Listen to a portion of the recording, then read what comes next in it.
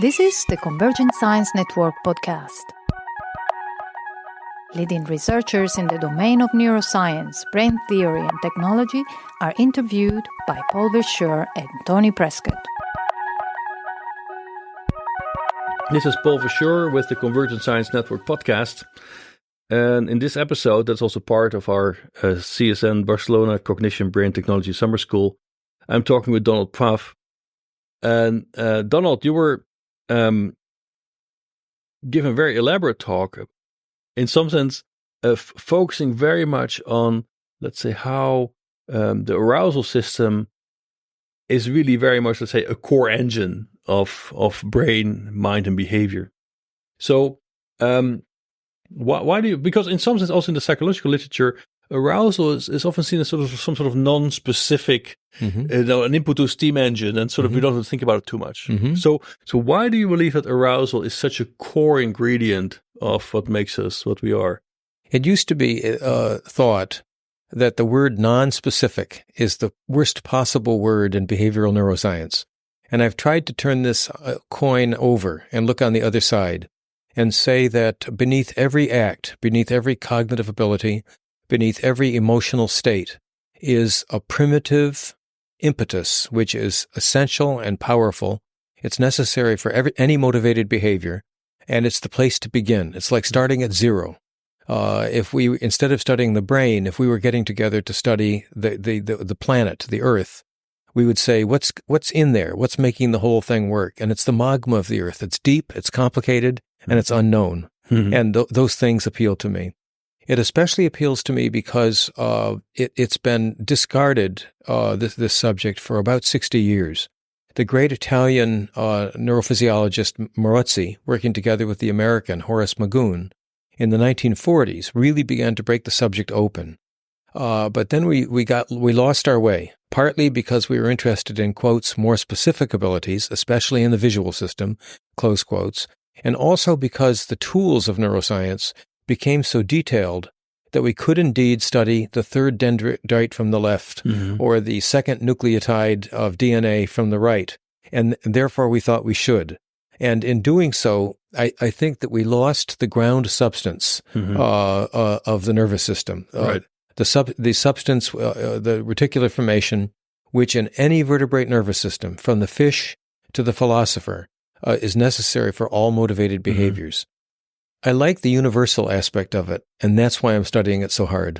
Right. But now, so you started by saying that both when we talk about, let's say, emotional aspects of the brain or cognitive aspects, it's all sort of predicated on a basic arousal system. It starts out with arousal. It's right. So how should I interpret that? Well, arousal is necessary but not sufficient, as we were saying a few minutes ago. What's necessary, what's sufficient. And in the case of cognitive abilities, we know that arousal is necessary for alertness and attention, which in turn are necessary for everything else. And so it starts with arousal, and it's good to begin at the beginning. With respect to emotional function, whether we are talking about temperament, whether we're talking about feelings or the emotion of the moment, the arousal is necessary for the strength of the behavior.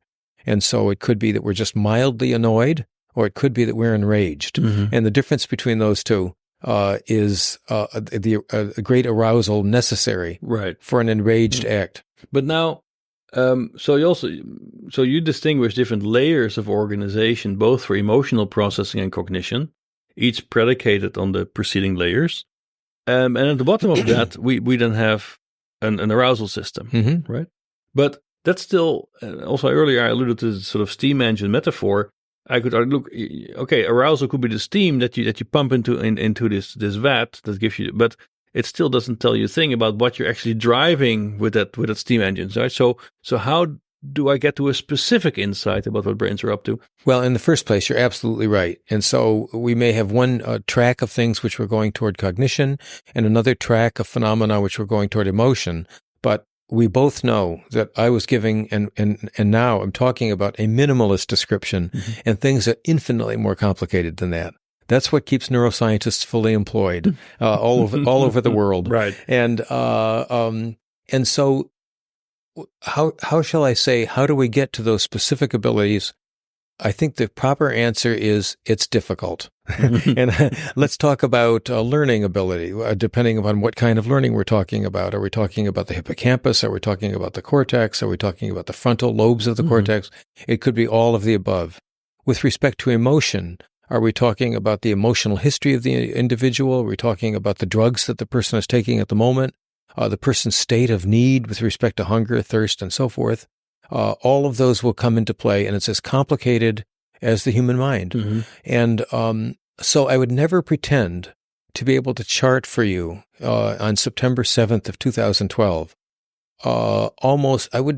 Among human abilities, I would not pretend to be able to chart for you any fully described task from my primitive arousal, my powerful and essential arousal function on the one hand, to the end game, that is, the finished behavioral act on the other. I would say even in aplysia, so the great Eric Kandel, Nobel Prize winner for the work on the gill withdrawal reflex of aplysia, who mapped out a minimalist circuit, but other people who study aplysia say that minimalist circuit is not really the only way to do things. It's much more complicated than that. Right. Now, I don't know how long since you've seen an aplysia, but they're stupid. I mean, oh, really? And even there, things are more complicated than they seemed. And so I think the task of neuroscience these days is to keep one's mind wide open, as opposed to those minimalist descriptions of the mechanisms that go into every cognitive ability or every emotional expression. There are always likely to be mechanisms available to us that haven't been discussed yet. But you and I have been working in this field long enough that we remember the neuron-centric idea of the brain. But now, functioning in 2012, we know full well that the glial cells are doing very complicated things, especially with respect to glutamatergic action, that the brain is protected by the blood-brain barrier. We know that there are immune cells in the brain. When we were little, when you and I were kids, we could talk about the microglia in the brain, which are immune cells. But now we can talk about dendritic cells, and we can talk about mast cells in the brain, accounting probably for neuroimmune phenomena, including depression, maybe the fatigue states like chronic fatigue syndrome. So things can be seen as infinitely complicated when we talk about the end goals that you were asking me for. I'm trying to start at the beginning. I'm also following the dictate of Albert Einstein. Albert Einstein said that every scientific theory should be as simple as possible, but not simpler. Right. And that's why I'm starting at the beginning. Right. Yeah. But now, so now we wandered into this pretty complex jungle of around arousal, and things are getting indeed hairy. But on the other hand, you have sort of, if you want, compensated for that jump into the deep end. Yes. With also developing a highly specific, high-throughput behavioral assay for this. Yes. Right. So how does such a behavioral assay now help me to get a handle on this very complex notion of arousal? So here's what we needed. We needed a concept, which we've been talking about. We needed a precise operational definition, which would be that any animal or any human being is more aroused if he or she is more alert to sensory stimuli, more motoric activity, and more emotionally reactive. And you and I both know people who are off the scales at one end or the other. Consider the hyperthyroid individual. The person has too much thyroid hormone. He or she is responding alertly to every sensory stimulus. He or she is twitchy, can't stand still. My daughter-in-law is like that. You sit in her kitchen, she is never standing still. And he or she is very reactive emotionally, able to weep or able to laugh readily. At the other end, let's consider the hypothyroid individual. The person clinically does not have enough thyroid hormone. That person will be not reactive to sensory stimuli, sluggish, not moving around very much, the ultimate couch potato, and also flat emotionally. We know folks who are flat emotionally. So there's the operational definition and human examples. But I work on animal brains, and so we have this assay where the mice are closed off from the world. They're on their own little world, about 1 meter long and 1 meter wide and 1 meter tall. And we present to them sensory stimuli by computer.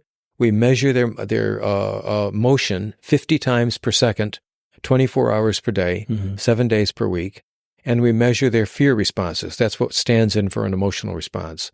So it gives us an objective measurement, the way a physicist would want, of this global behavioral concept, arousal. So we have the concept and the assay, and now we want to study the neuronal mechanisms. Right, exactly. So now that we have this assay and you have this high resolution measurement, first is what are now for this mouse, for this setup, what are the operational definitions for arousal? Greater response to olfactory stimuli, Okay. greater response to a very gentle touch stimulus, a tactile stimulus, and a greater response to a vestibular stimulus, which would be shaking. The animal is standing on something which is shaking. Also, the animal is moving more. Also, the animal, when presented with the conditioned stimulus for fear, for the shock, the animal will freeze. The animal will stand still. That's moving less. And moving less in response to the conditional stimulus for fear. Yeah, but that might be contradictory because moving more was the operational definition of high arousal. It's opposite, but not contradictory, because it's under very specific conditions. The conditioned stimulus for fear. Then the animal has to move less. Right. The animal behaviorist would call it risk assessment. The mouse, which almost everything can eat a mouse, and the mouse is freezing, trying to be invisible against its environment, saying, "Oh my God, what is happening here? I'm not going to move." Yeah. But then that would mean the better definition might be just let's say the intensity with which the response is executed. Otherwise, we would have a sort of a potential inconsistency between the freezing behavior and the exploratory behavior. The intensity and the situational dependence. When the animal is just wandering around, it's more activity. But when the animal has been given the conditioned stimulus for fear, it's saying, "Whoa, let's stop. Let's not do anything until we find out what's going on." Sure. Yeah. Or the cat might get me. Yes. So now, or the hawk, or the hawk, or Don himself. Yeah, right. And it's not healthy for a mouse to be in my laboratory. Right. But then, so what you said is that you could account for 30% of the behavior in this assay. Yes. From this perspective of arousal. So how should I interpret that? What does that really mean? It means that the animal's behavior is varying, is changing all over the place. And when you put the animal in a large number of tests, all of which have something to do with arousal, you then find out what's correlated with what. The fancy word would be that it's a covariance matrix. What that really means is the animal who is the most aroused in this test, also most aroused in test number 2, most aroused in test number 3, and so forth and so forth and so forth. When you do that for a large number of tests and a large number of mice, you can say, aha, there are certain forces beneath all of these tests that are regulating the animal's behavior, and these arousal-related tests. How much can I account for by one big, massive, let's call it generalized arousal? And the answer was about 30%. Okay. Now, our colleagues this morning in our meeting pointed out that there must be many other determinants of behavior in addition to generalized arousal. And so when the animal is responding to any individual reason for getting excited, let's say it's fear, let's say it's food, it's hunger, it's sex, anything that arouses a human being. For you and me, it could be a scientific exam. I find them very arousing. I always did too. Then we say, what percentage roughly of our overall excitement is due to this generalized arousal? Maybe 30%.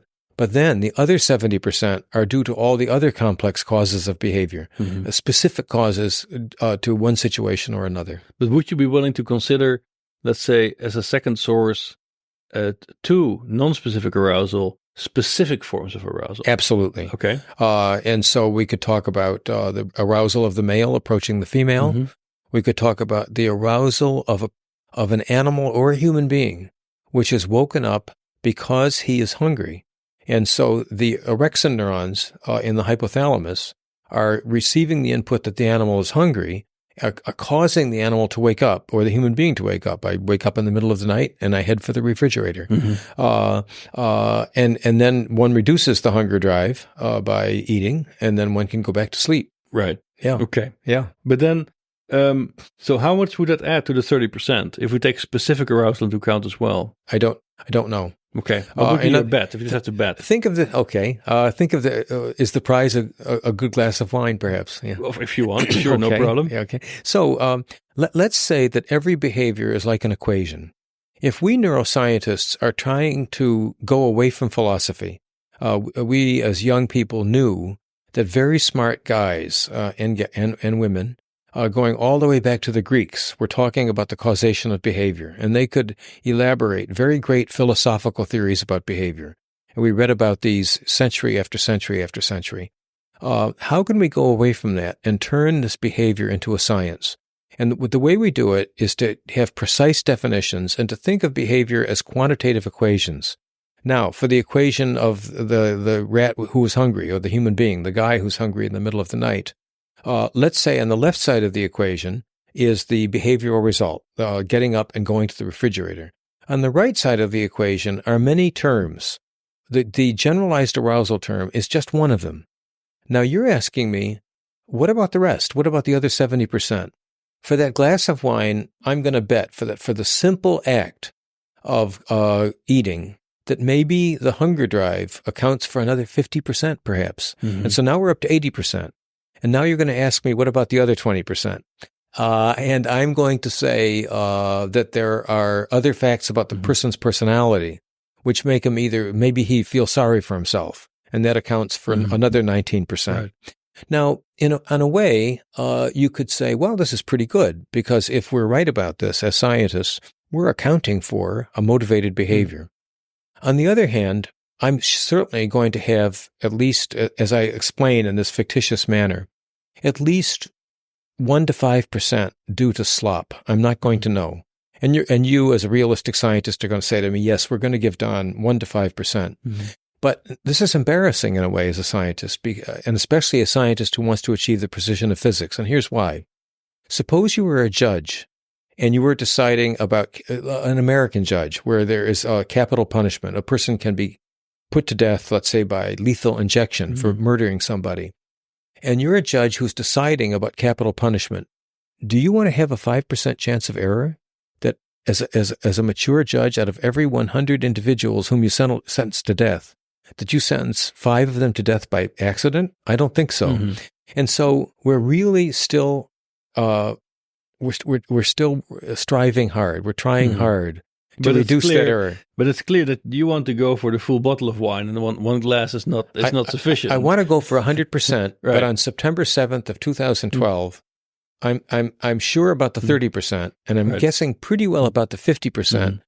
And I'm pretending that we're just guessing about the other 20%. Right. Yeah. But now there are historical examples where people try to develop, let's say, a physics of behavior. Yes. Right, in a comparable. I'm thinking about Clark Hull, for instance, made the most elaborate theory of this kind in Absolutely. Psychology. Yeah. Which in some sense also collapsed under its own weight. Right. Yes. And then he had to, as soon as a new paradigm was discovered, let's say eye-blink conditioning was on one of his difficult cases, he had to start to add ad hoc parameters to keep the whole thing afloat and so on. I'll tell you a secret. Okay, tell me the secret. The secret is that he started too complicated. As an ambitious and arrogant scientist, he and other people said, we're going to explain learning. We're going to take the behaviorism of B.F. Skinner, and we're going to make it into an elaborate theory, not like B.F. Skinner, and do explain learning. The secret is to start much simpler. Start with behaviors that the animals don't have to learn. Start with behaviors that have the simplest possible sensory determinants, the simplest possible motor outputs, and the simplest possible regulatory elements. And so that's what I did. I started this a long time ago, an embarrassing number of years ago. And as a chemistry student, I had figured out that these steroids are actually hormones, and they're very simple chemicals. A steroid hormone is a rigid, flat piece of carbon atoms, which you can draw on a piece of paper. If we were doing this in video, I could draw a steroid hormone for you in about 30 seconds. And it turns out that these steroid hormones regulate simple behaviors, not learned behaviors necessarily, but simple behaviors. And the simplest of all is sex.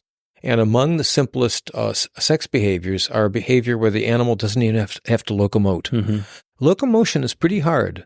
actually. Yeah, but before we go to the sex behavior, I think there's a step in between, right? Because I think there's another really important difference between what you're doing and what Clark Hull is doing. Because by simplifying the behavior you explain, you do not necessarily insure yourself against failure, right? The complexity can still be too high to come to a physics of behavior. Oh yes, right? It's easy to fail. Exactly, there's no certainty. Yeah, but you, I think, have added a new ingredient in this equation, which is a neuroscientific one. Yes. Right? You have been mapping this functional interpretation of behavior and arousal also back onto the brain. And now things start to become, I think, it becomes a very different game, and a game that Hull couldn't play, because now we have new constraints. Yes. Now we have the neural substrate. Yes. Right?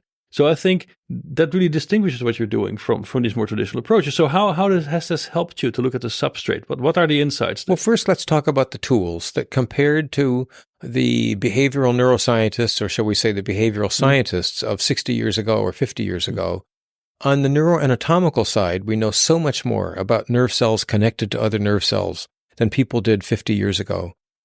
Techniques that map cell-to-cell connectivity and discriminate individual cell types and say, where do these cell types go? This is available to us now. In terms of the physiology, the function of neurons, we have electrical recording techniques that we didn't used to have. Mm-hmm. We can record from single nerve cells, whereas people couldn't do that so well 60 years ago. We can also not only record the cortical electroencephalogram, EEG, with precision, but we can analyze it with mathematical detail. We can get nerve cells into the dish, and instead of having it mixed up with all the other nerve cells in the brain, and I did this on Tuesday. We're now talking on Friday. On Tuesday, I was looking at individual nerve cells in a so-called nerve cell line, and I could bring my pipette in, a tiny pipette which has a tip of 1 micron, which would be 1/1,000,000th of a meter, and bring that next to the nerve cell and record the nerve cell's activity. So on the physiological electrical side, we have tools. Let's talk about the chemistry. We have the chemistry of neurotransmitters now that weren't so much known then. And we now know that there are these neuromodulators called neuropeptides, which are tiny pieces of proteins, which are now not fully described necessarily, but compared to 60 years ago, I mean, we're in heaven compared to 60 years. We're in nirvana. And now we have molecular biology, the genes expressed in the nervous system and the regulations of those genes by transcription factors. Clark Hull didn't know about DNA, and he didn't know about transcription factors, but now we know these things. Sure, exactly. And every one of these tools can be brought. And the way it works out is that any individual probably can master only a small subset of these tools. So if we think of all the tools available to the neuroscientist in the year 2012 as a circle, each individual neuroscientist, or even each team of neuroscientists, will have a small wedge, a small, maybe 10 degrees of that circle, or maybe if we're very smart, 11 degrees of that circle. And we have to read about the other 349 degrees, or in some cases we collaborate with guys and teams who know about the other 349 in order to make a story. And sometimes we succeed and sometimes we don't. Right. You choose your problem right. If you're surrounded by people who are smarter than you are and work long enough, then you can succeed. Right. Yeah. That's very good. But now, of all these possibilities you have in the arsenal, you highlighted two in particular. So on the one hand, it was to map a functional notion of arousal to neuromodulation. Yes. Right. And the other one then to map it to very specific ascending, descending neurons in the brainstem. So let's first look at neuromodulation. So how does a neuromodulation view on arousal help us to sort of get a better grasp on this functional notion? Well, we're starting with the more complex part of it, but let's talk about it. Neuromodulators are typically hormones or small pieces of proteins. And so if we think about neuromodulation of the animal alerting because there's danger in the environment, chances are we're talking about a little piece of a peptide called CRF, corticotropin releasing factor. The guy that discovered that died just about 6 years ago, 6 months ago, and his name was Wiley Vail. And many years ago, maybe 20 years ago, he described these, it's about 40 amino acids in a row, which is CRF, operating through 3 types of receptors. And the neurons, which are most essential for turning on the rest of the brain, have CRF receptors. And so that would be one way in which a neuromodulation could tell the individual, oops, you are in a situation where something bad has happened. You're in a part of town where you were robbed, or you're in a situation with your girlfriend where she's going to get angry at you. In these cases, you're made alert in order to not do the wrong thing, in the wrong part of town to avoid getting killed, with your girlfriend to avoid losing her, or boyfriend to avoid losing him. And so there's an example of how a specific chemical could set up the arousal system to say, whoops, let's be careful about this. Now, what about the pathways that are being acted upon? The neuroscientists will quickly start talking about pathways that go from lower parts of the brain, like the brainstem above the spinal cord, to upper parts of the brain, like the forebrain, the cerebral cortex in a human being. And those pathways, their chemistry is known. Norepinephrine and dopamine, anybody that's used cocaine or methamphetamine is operating on norepinephrine and dopamine systems, probably with disastrous complications. Serotonin, anybody who's taken his antidepressant today, selective serotonin reuptake inhibitor, SSRI, has been manipulating the serotonin system. Histamine, if you took your allergy medicine today, and if it was an old type of allergy medicine, it made you sleepy. And the reason it made you sleepy was because it blocked histamine receptors. And acetylcholine, if we're talking now about let's say an 85-year-old person who's succumbing to Alzheimer's disease, his doctor is giving him a drug which will slow the breakdown of acetylcholine so that the acetylcholine can come to that guy's cerebral cortex and try to keep him functioning a little bit longer. So those are 5 ascending systems. But it also turns out there are systems going from the upper part of the brain to the lower part of the brain. And those are more complicated to talk about. But I think rather than talking about their chemistry, what I'd like to say is that part of arousal is the autonomic nervous system. You and I know that the James Lange theory of emotion was that a person gets a sense of fear partly because his guts and his heart and his breathing are telling him that he's afraid. Well, what about those controls? The autonomic nervous system controls. Sympathetic nervous system and parasympathetic nervous system are controlled by systems going from the upper part of the brain to the lower part of the brain. And of course, I'm especially excited about nerve cells that could contribute to both. Right, exactly. Yeah. And we're gonna get to those, right? Because in some sense, what you were, if we look at this neuromodulatory view, you can talk about, let's say, what you also call the high and the low road towards controlling arousal. So how should I think about that with respect to these neuromodulatory systems? Well, let's consider the evolution of the brain from the simplest vertebrate animal, which would be a fish or even a simple fish like a lamprey. I don't know what the Latin word for lamprey is. Up to the most complicated individuals, which I would still think would be human beings.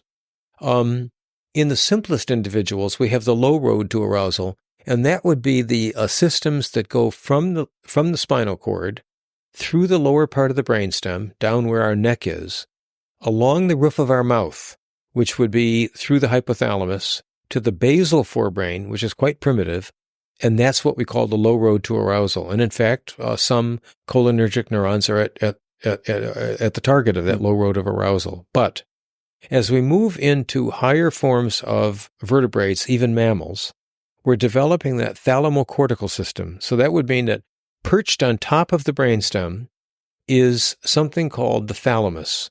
And the thalamus is the Greek word for antechamber.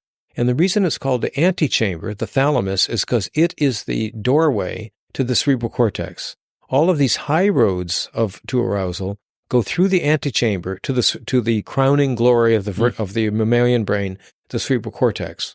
So the high road would go from the lower brainstem into this thing called the thalamus, and then certain thalamocortical pathways would wake up.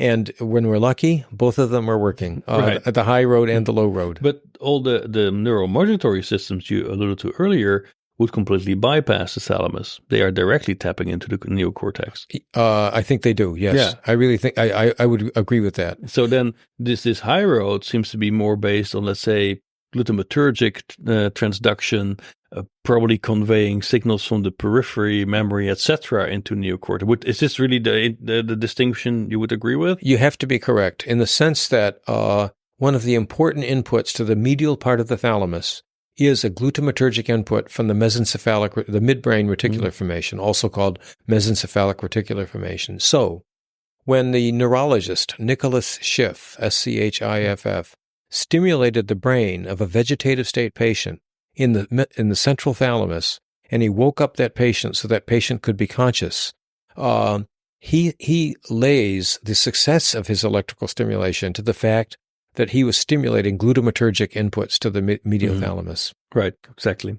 Okay, so we have this high and low road, and then what you also mentioned earlier, in some sense, of course, we can now start to think about, okay, but how could these systems possibly be coupled in some way, right? And what you were talking about there was very, very a unique category of cells that you found in the brainstem that might be, let's say, some sort of mediators between this high and low road of arousal, possibly. Okay, this is my interpretation right now. So, what makes these cells so special?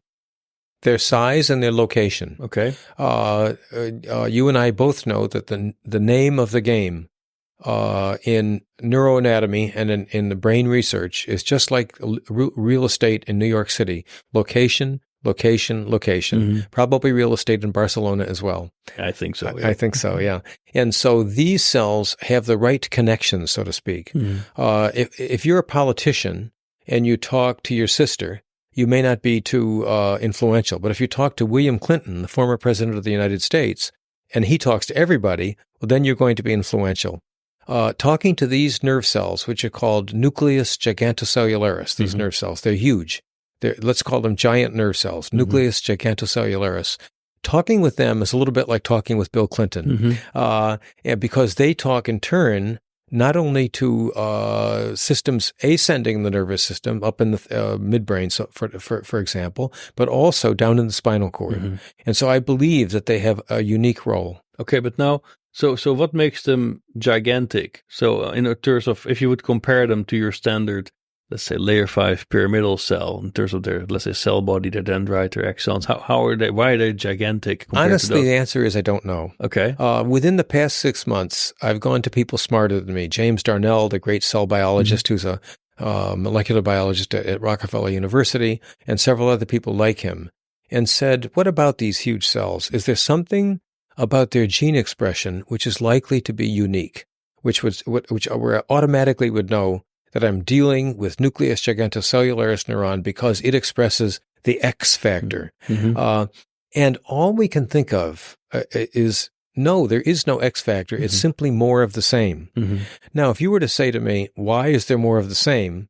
I would have to get very nervous and say, I just don't know the answer to that. Right. I want to find that out. And within the next 6 months, we'll be doing molecular biological experiments attempting to answer your question. Right, exactly. But now, okay, let's try to understand these cells a bit better, right? So if we talk about how they're organized in the reticular formation, the brainstem, how distributed are they? Are they very clumpy, clustered, or is it sort of diffuse in the structure? They tend to be diffuse. And first I'll be literal, and then I'll reflect on our state of knowledge in neuroscience at the moment.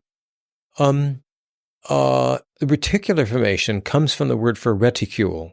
And a reticule is like a grid. And so if we were to look, let's say, through a microscope, and we see a bunch of vertical lines crossing and a bunch of horizontal lines crossing them, then we're talking about a reticule. When you look at a cross-section of the reticular formation, that's what it looks like. You see these cell bodies in their separate little boxes, so to speak, but you see these fibers zooming back and forth, vertically and horizontally, and that's why it was called the reticular formation.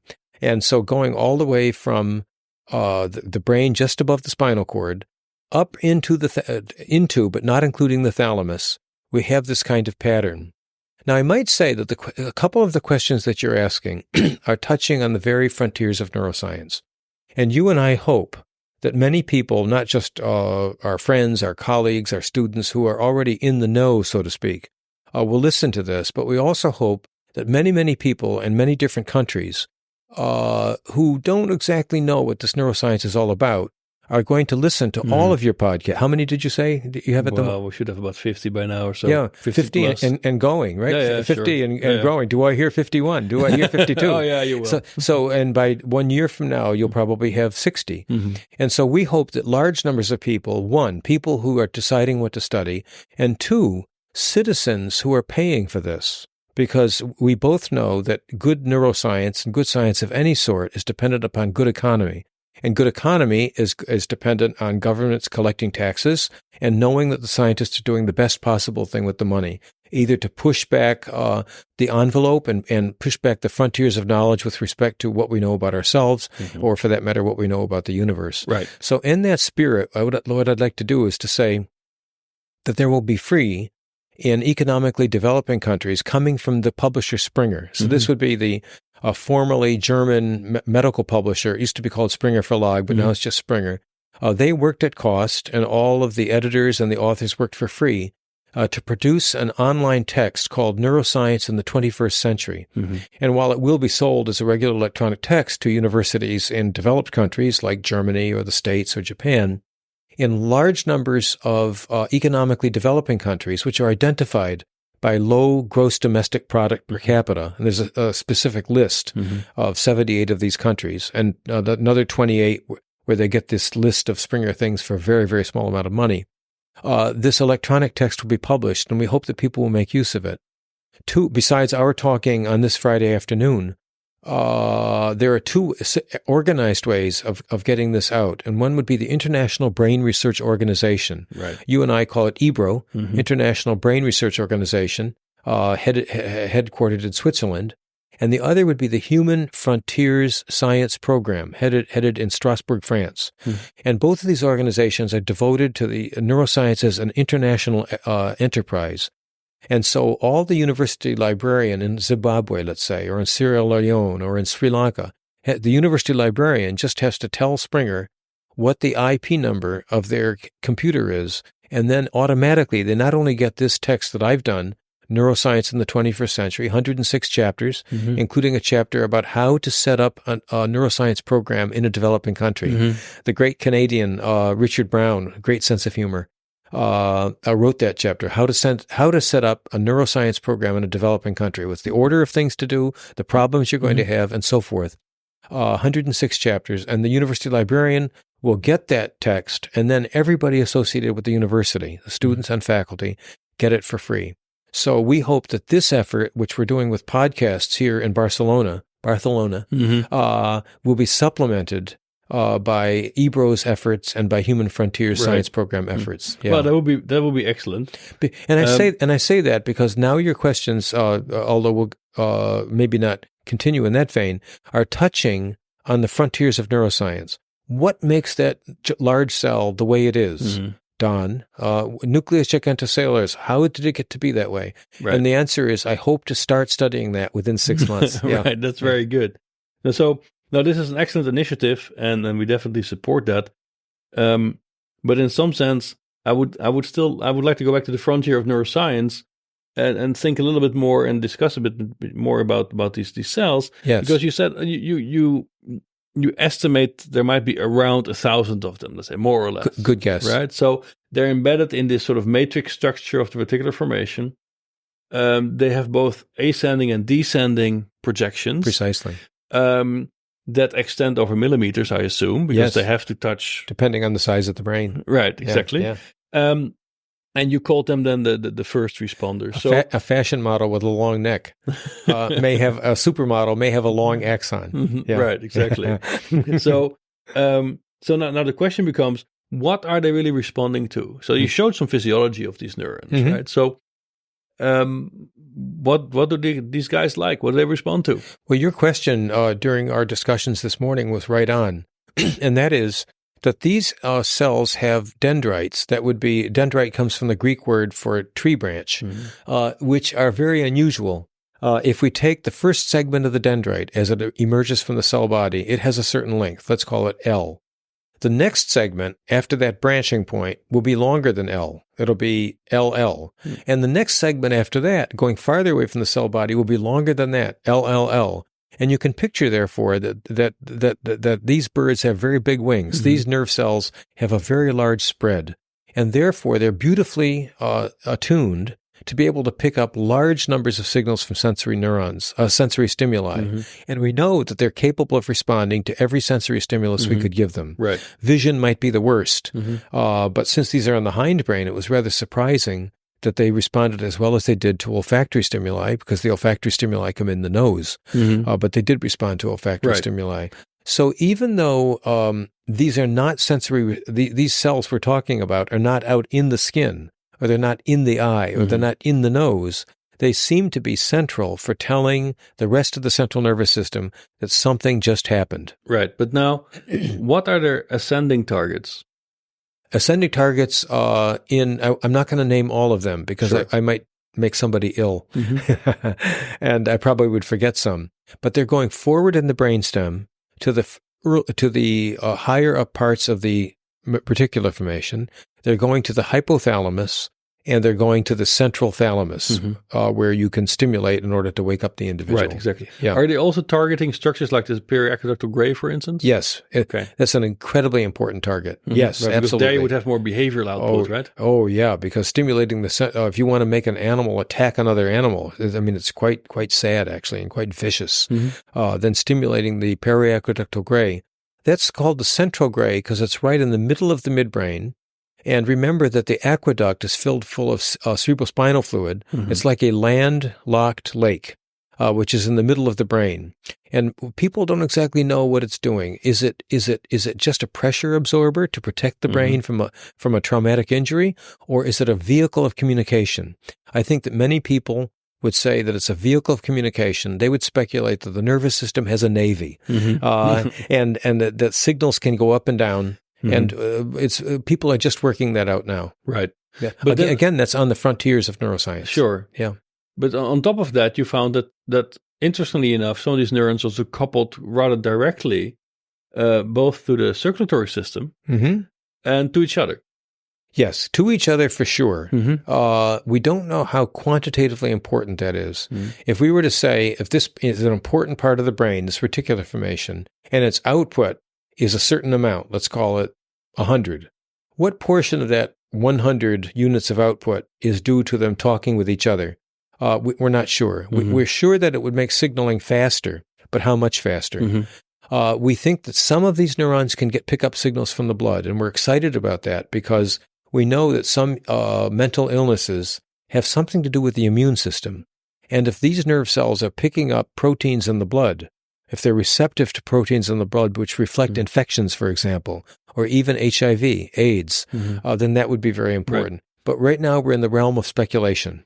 Although you did show in the morning that you have data that shows that these neurons can actually absorb substances that float around in the blood, right? It is possible. It is possible. But is it a small story or a big story? Sure, this is. Shall we spend this weekend in the laboratory trying to find out? That's a good idea. But then, what's the transmitter they use? Glutamate. Glutamate. Some of them use GABA, and I can't figure out why. Okay. This is a puzzle. Glutamate is what we were expecting, and many of them do use glutamate. Some of them use GABA. And as you pointed out, and as Nick pointed out in our discussions this morning, even as it is important to figure out what makes these nerve cells fire their signals, their action potentials, it's equally important to understand how to keep them quiet when nothing is happening. Right, exactly. Because their output would be meaningless if they're chattering away all the time. Sure. It's like when certain people can't stop talking, you stop listening to them. Whereas another person, he hardly says anything, but when he says it, we all listen. Right. So how do we keep them quiet? And it was pointed out in the morning discussion that small nerve cells nearby the giant nerve cells might use the transmitter GABA, gamma aminobutyric acid, in order to keep these cells shut up and quiet when there's nothing important to say. Yes, very good. So then, what is their descending target? The entire spinal cord is the safest thing to say. Right. Both motor neurons directly and interneurons indirectly. And are there any specific patterns to these terminations they have in spinal cord? Not really, not that I know of. The best way to study about this would be to study the work of the really accomplished Dutch neuroanatomist Geert Holstege, who's in Groningen, would you say Groningen, it? yeah. Oh, there you are. And then in the United States is a wonderful physiologist by the name of Barry Peterson, with an S-O-N, Peterson. And you put his neurophysiology together with Geert's neuroanatomy, and you have a picture of a whopping, massive signal to the spinal cord, but it's hard to figure out any specificity. Right. So now here we have these neurons, there's sort of clusters of them. They're coupled through these inhibitory local neurons, having both these ascending and descending projections, if you want, regulating lots of subsystems in the brain, right? And in some sense, you started to look at these as these neurons after you had been trying to dissect also these subsystems in a more complete way. So you were describing how you took very specific sexual behaviors, for instance, to try to understand how, let's say, this kind of behavior regulation could take place. And these first responders we just talked about, these large neurons in the brainstem, could be like a substrate that helps with this kind of behavior regulation. Right? I think so. So to understand on the other side of that story, so how should I think about the regulation of a very basic behavioral pattern? So I think that so many neuroscientists are interested in how the body informs the brain of what needs to be done. After all, I think it was the talk, Nick's talk yesterday, had the quotation from Theodosis Dobzhansky, who a geneticist who incidentally worked on my campus at Rockefeller University, who was quoted as saying, "Nothing makes sense except in the light of evolution." And therefore, we have to say that the brain, and Geert Holstege would say the same thing, really has two functions: to keep the individual alive and to prolong the species. And so there are all of these motivated behaviors, which are meant to make life longer and more worthwhile, so to speak. Longer in the case of a laboratory rat, and perhaps more worthwhile in the case of a citizen of Spain or the citizen of the United States and so forth. And among those things would be the hunger and the thirst motivations, the fear to avoid danger. But what I chose to study was a very simple system which is triggered and modulated by a hormone whose chemistry is very, very well known. These steroid hormones, the same kinds of steroids that athletes are not supposed to use, are simple, flat molecules. And it turns out that sex behavior in these lower animals absolutely depends upon them.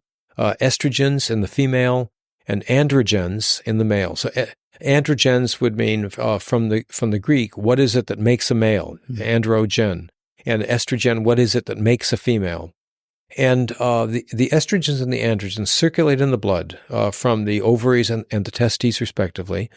And because the brain is looking for lipid molecules like the hormones, these hormones go right into the brain and they flood the entire brain, estrogens and androgens. But in certain parts of the brain, there are proteins and certain neurons that soak up these steroid hormones, and they're called hormone receptors. So an estrogen would bind to a protein called an estrogen receptor. A testosterone, an androgen, would bind to an androgen receptor. Let's stick with the estrogens. It turns out that this protein, which is called estrogen receptor alpha, is manufactured by nerve cells in the primitive part of the forebrain, which is called the limbic system, the amygdala, the hippocampus, the septum, and so forth, and also in the hypothalamus. So it is a limbic hypothalamic system.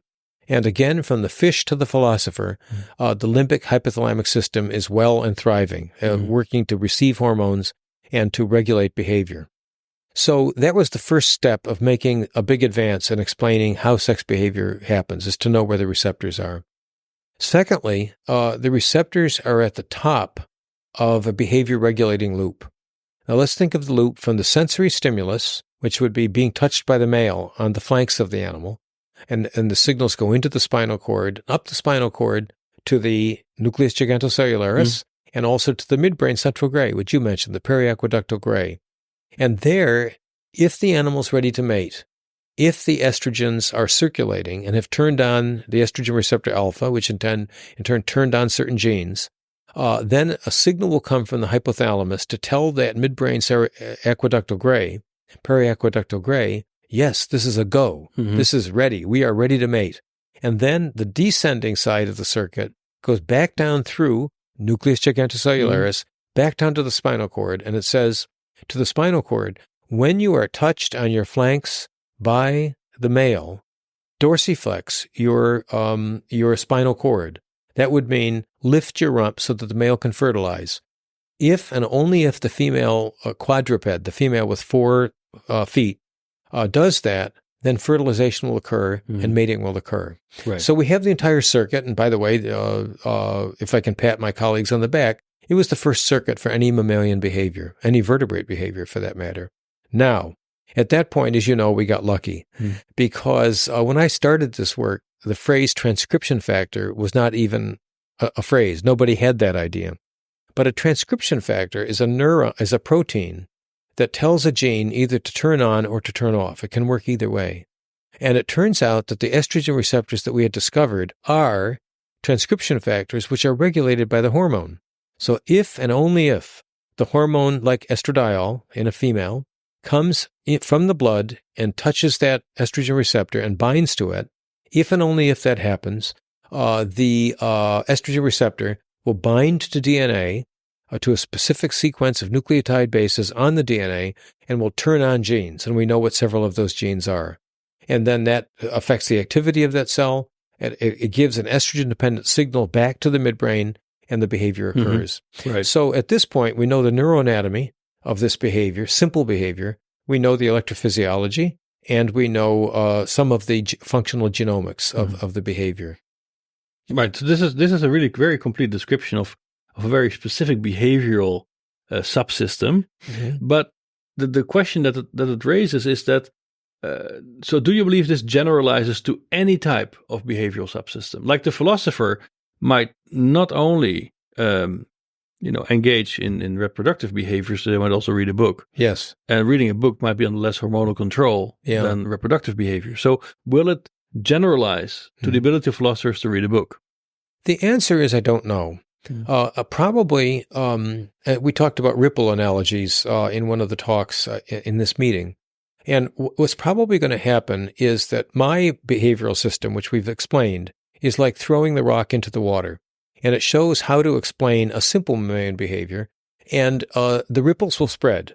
And so from this example, we'll learn how to study other simple motivated behaviors, and we'll start approaching even more complex behaviors like let's say the philosopher is a graduate student in philosophy and he would like to pass his test in order to get his PhD. And we could call that mastery motivation. What's the word? It's a motivation for accomplishment. And it used to be studied by something called a thematic apperception test. And there was it's mastery. There's a word. I'm not a native speaker, so I have an excuse. There's probably a good Dutch word for it. and probably, I know all the Dutch words for it. And probably the Dutch words are better than the American words.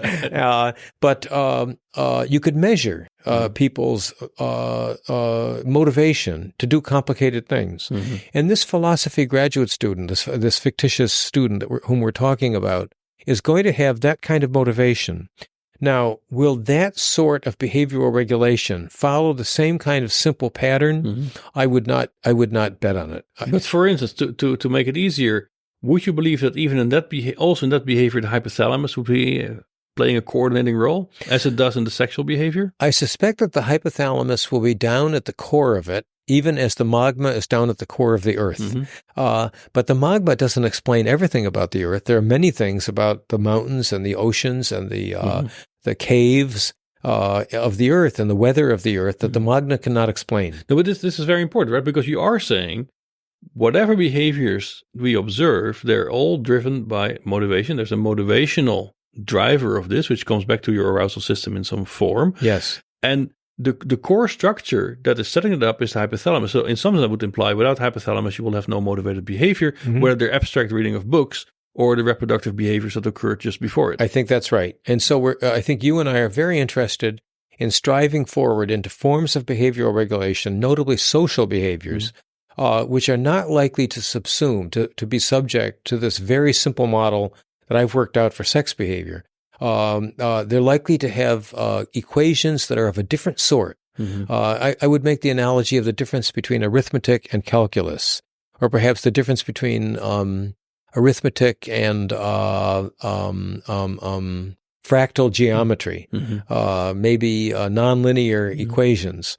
And they're both mathematics. But understanding arithmetic may be necessary for understanding more complicated forms of mathematics, but not sufficient. Right. But aren't you a little bit, let's say, holding back too much here? Because in some sense, if we would just pursue this line of reasoning, if you place, let's say, the hypothalamus always at the center of this, or these neurons, these gigantic neurons in the brainstem, you could say this is an invariant substrate of any motivated behavior. These guys always have to be involved.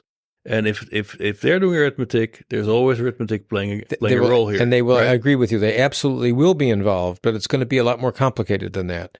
And so as we strive forward, I think on the one hand, the reason I'm being so shy about it is I don't want to be presumptuous and say, oh, what we discovered is going to be the bow plan for pretty much everything there is. Well, that would just be silly of me to say that. On the other hand, as scientists, we have to be optimists and we have to be proactive. We have to say, yes, there is a reality out there. There are sequences of behavior that we want to explain, and we have the faith that they are explainable. Right. And so you have robots downstairs and you already know how to regulate some of their behaviors, and you're about to study their ability to regulate social behaviors. And so even though you don't know all the formula yet by which the social behaviors will be regulated, you have the faith that sooner or later you're going to be able to figure it out. Am I right? Sure, absolutely. Yeah. But at least in my case, the robots will have to do something. Right? Yes. So it's an easy test. But now, in case of the rat, let's say, how many of these behavioral subsystems do you think are implemented in these circuits, and would this map onto these clusters of gigantic cells? It's easier to state an inequality than it is to guess an exact number. And so, for example, if we were in a guessing game and you were the great neuroscientist in the sky who knew the exact answer, you could say, how many of these systems are involved? And I would say 7. And you would say, wrong. You do not win the trip to Las Vegas, or you do not win the trip to Monaco. But it's easier to say it's greater than. And so if I, as a person who's a sophisticated and well-educated and well-read neuroscientist at the moment, I would say that there's probably greater than 10. Greater than 10. How much greater than 10? I'm not going to say. Right. Yeah. Okay. Very good. No, because so my contention would be also, so having taken on to these kinds of concepts of behavior regulation, if you now start to generalize this towards more complex behaviors like social interaction, you very quickly actually have to even decompose those overall behavioral systems in all sorts of subsystems. Yes. And it's very difficult to get away with, let's say, getting to plausible social interaction just relying on a single kind of arousal-based drive. Yes. So I think it will start to fragment very rapidly. This will be an interesting problem to address in the future. I think so too. So it's dynamic in the sense that everything that you're going to be studying, that I study with animals, and I'm also interested in human beings, studying autistic children, it's dynamic in the sense that it's a flow of behavior through time.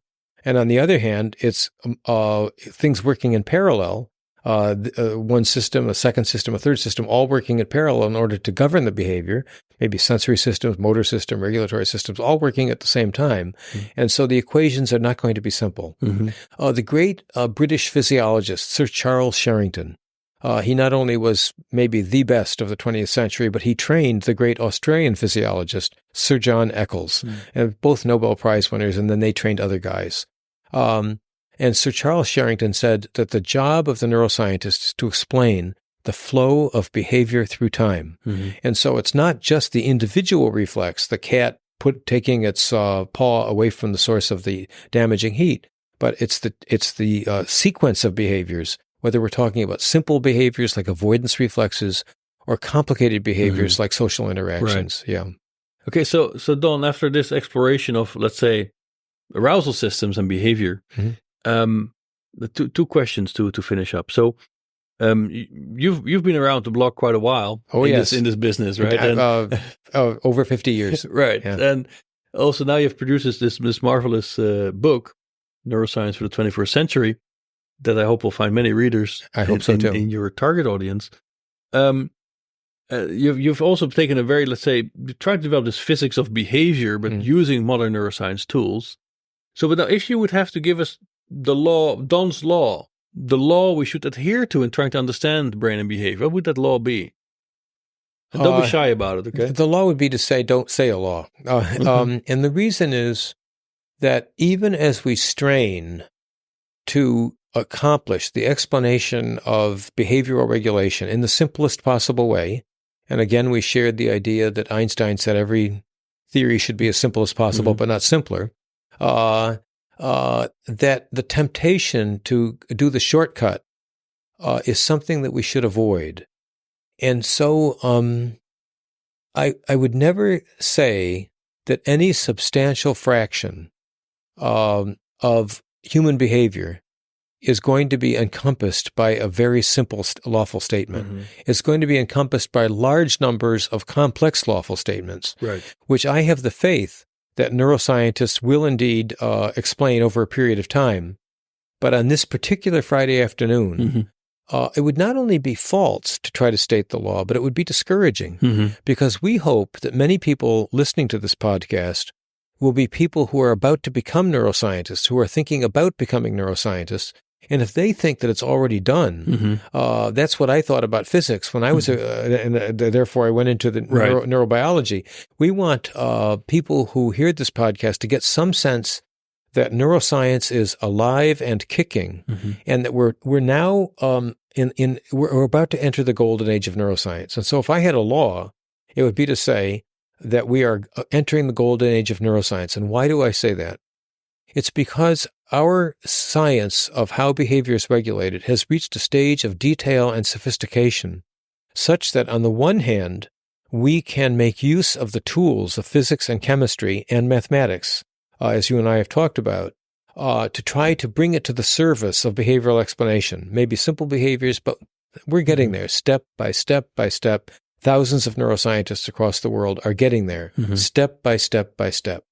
On the other hand, as sophisticated individuals and scientists, we know that as well as coming from bottom up, that every form of complicated human behavior is also governed by the lawfulness of society, that there are well-described social laws that we're all conforming to as civilized individuals.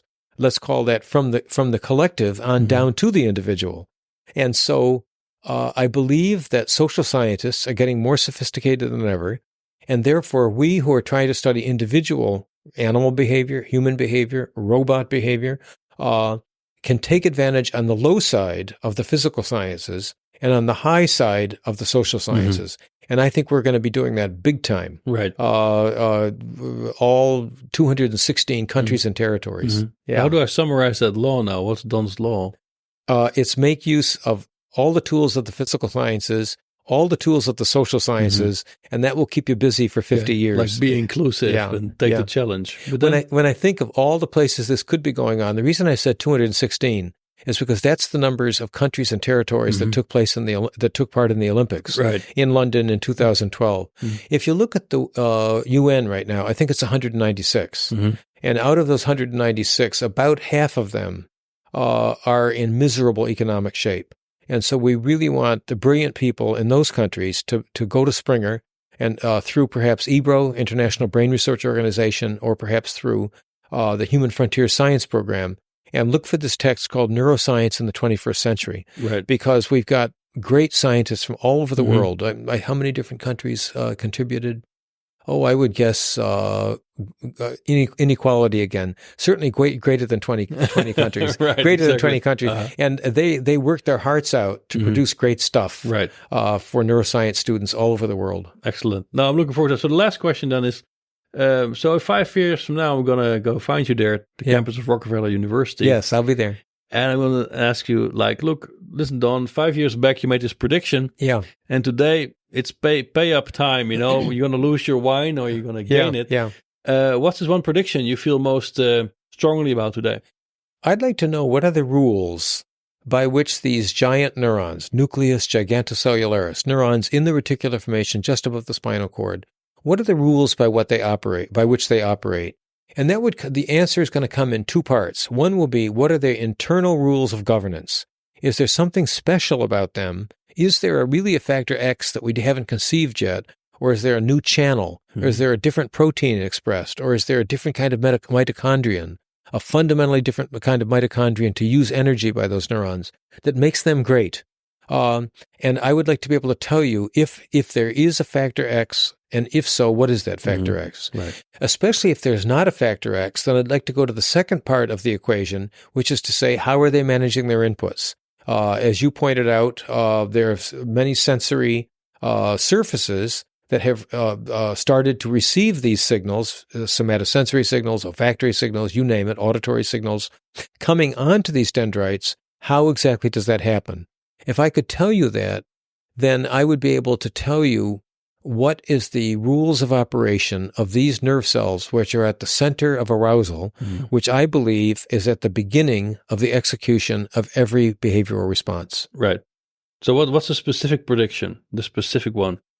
The specific prediction is going to be that there is no factor X. I hate to say this. I really hate to say this. This is no fun. That there is no factor X. It's more of the same. Okay. More of the same. A bigger cell body, more mitochondria, more dendrites, and therefore a greater integrative capacity. Right.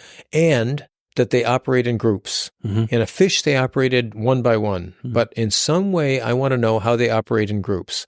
We're dealing with teamwork here. Exactly. Yeah. Excellent. Well, Donald Pfaff, thank you very much for this conversation. This is a great series of podcasts. I hope that people will listen to all 100. Very good. Thank you. The CSN podcast was produced by the Convergent Science Network of Biomimetics and Biohybrid Systems, a project funded by the European 7th Research Framework Programme.